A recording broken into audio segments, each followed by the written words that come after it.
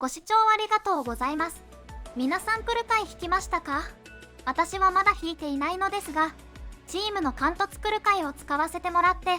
噂で聞いていた強さと便利さを実感したので、何突するかもう少し考えてから引こうと思っています。今回の動画は前回の SSR 確率や凸に必要な限定訪問回数を調べている時に、新キャラや凸を進めるのに必要な石やチケットを毎月どれくらい入手できるか気になっていたので、このことを調べてみました。動画の構成はこのようになっています。気になったところだけでも見ていってくださいね。はじめに何をどう算出するかについて。算出対象アイテムは訪問に必要なコーラップスピース、いわゆる石と特殊訪問許可の3つ。石は特殊訪問許可と合わせて限定訪問に利用することとします。その他の算出条件は無課金で工場コンテンツやイベントで定期的に入手できるこれらのアイテムを最大入手したとして、その入手量を1ヶ月30日に換算したものになります。そのためステージクリア報酬など1回だけ獲得できるものは含めていません。またチーム入手分については加入されていない方もいらっしゃるのと、一部確率が不明で報酬内容がチームレベルに依存することから、参考情報として最後に記載しています。2025年3月24日に実装されたダークゾーンについて、私が手をつけられてないため今回の集計には入っていません。詳細な算出対象については結果の表でご確認ください。また、人力による集計かつ、過去のイベント情報など正確なデータ入手ができないため、漏れや誤りを含む可能性があることをご了承の上、ご視聴をお願いいたします。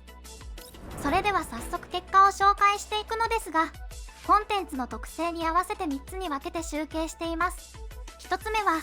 毎日の依頼や毎週の大規模演習のシーズン報酬といった工場コンテンツのデイリ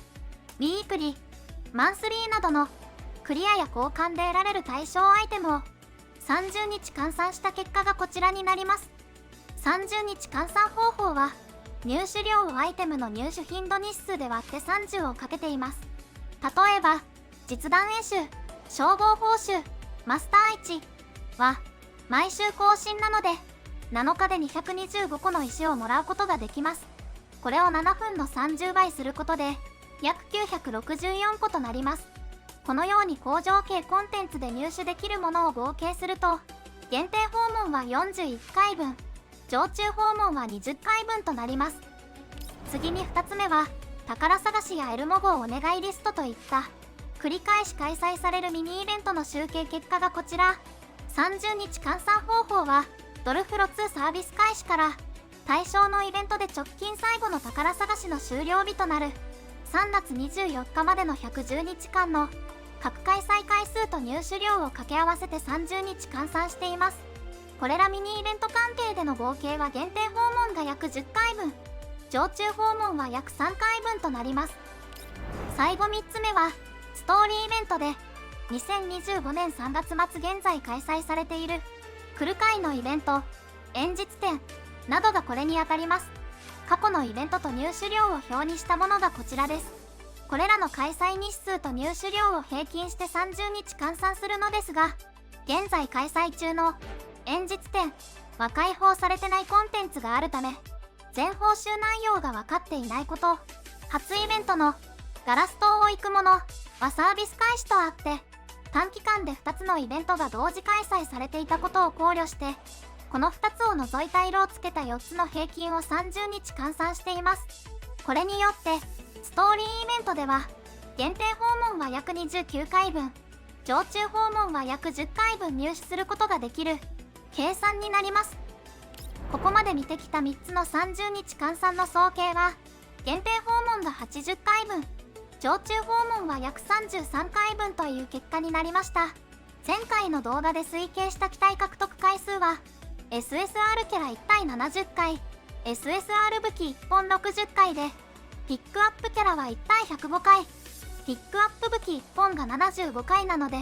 SSR キャラか武器、ピックアップ武器のどれか1つ入手できる機体回数くらいとなります。今回集計したのは定期的に入手可能な分だけなので、これ以外にも石やチケットが配布されて、実際にはもう少し引くことができることは忘れないでください。最後と言ったけどもう一つ、参考のチーム分についてはこちら。補足として、チームでの用務補給については、コーラップスピース獲得確率の記載がないこと、入手量がチームレベルによって変わるため表に含めていません。私の体感ですが所属するレベル6のチームで、用務補給で毎月500個ほど入手できている感じです。これらから30日のチーム分は限定訪問10回分くらいになります。好き嫌いがあるので、万人に勧められませんが、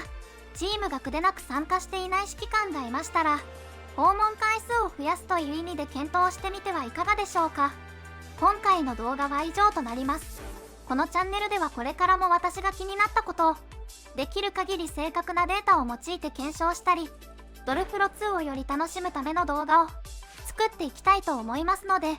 高評価、チャンネル登録していただけると嬉しいです。それではまたお会いできるのを楽しみにしています。ここまでご視聴ありがとうございました。ひまりちゃんお手伝いありがとね。